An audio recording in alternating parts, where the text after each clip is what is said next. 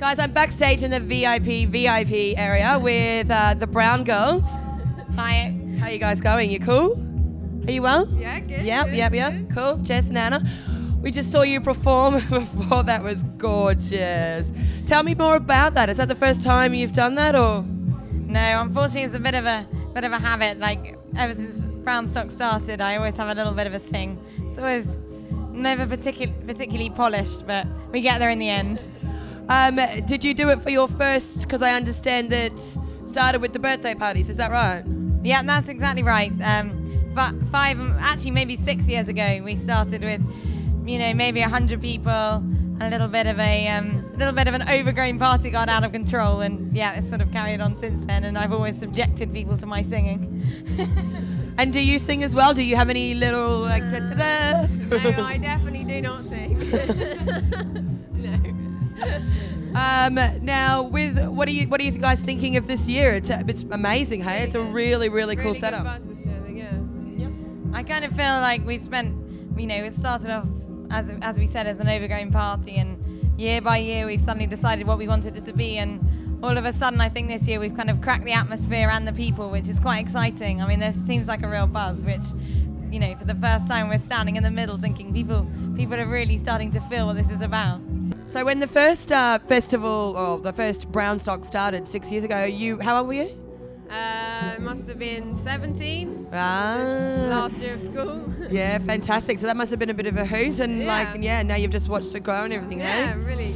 So how did it start? That's quite a funny story actually, because we wanted a party. Basically, Adam and Anna and I decided that we wanted a party, and we went to have a chat with Mum, and she said that she wasn't going to hire us a marquee, which we were of course very disappointed about, but she said, why don't you just get a trailer and stick a band on it, and it'll all be fine. You can have a little mini festival. And we went, Mum, that's an absolutely fantastic idea. That's exactly what we're going to do. So we got a band, and well, actually that's not true at all. We had one guy and a guitar and one amp, and I think he played Roll With It about 10 times till everybody was bored to tears, and we all thought it was amazing. And we were all standing in the field, one barbecue, everyone brings their own sausages and £5 in the bucket, and that was pretty much how we all started.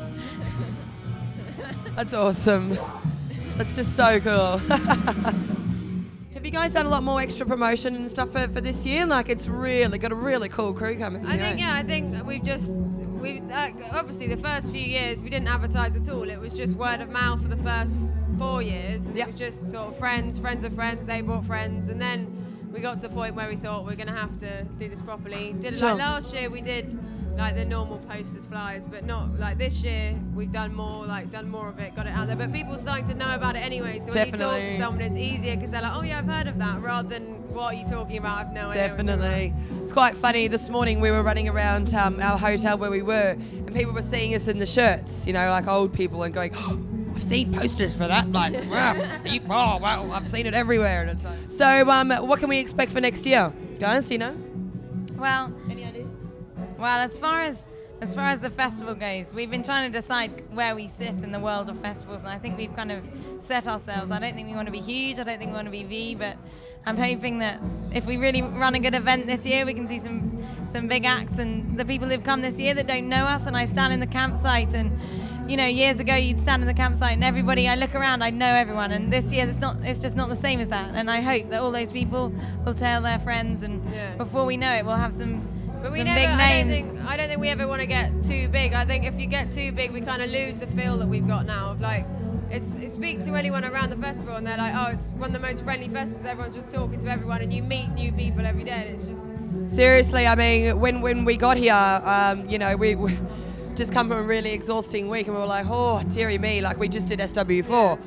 And we were like, oh, okay, another festival. But it's like, it's amazing. Yeah. It's like, it's great because you can look out and go, where's Mike? Oh, wicked. There about it. Hey, get me a hot dog. Yeah, it's really cool. I love it. And I think you guys have done really well. And or is it like 1,500 people here this week-ish, something? We're not really sure. We're not sure yet because obviously there's still people coming in the gate, which is great. But we know that we've sold near on 2,000 tickets before we even started, and there's still people pouring through the door. So, we're not exactly the biggest festival kicking around at the moment, but there's certainly a few people want to come along, which is exciting.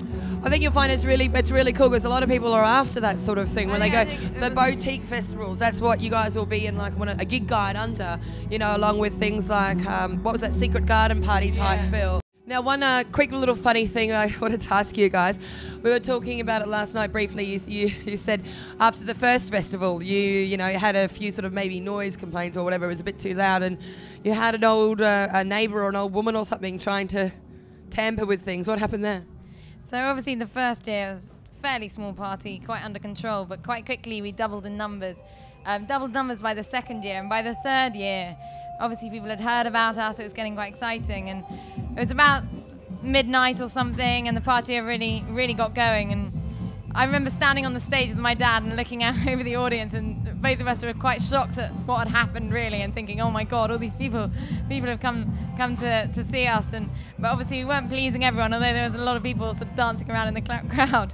We had a lady who lived fairly near and decided it was all a bit too noisy for her, so she steamed into the field in the middle of the night and was desperately trying to pull the plugs out of the back of the stage because the noise was too loud. And I think really it was at that point we decided that maybe we needed a sound technician, and all these kind of professional people have turned up now to make sure we're under control. Oh, cool.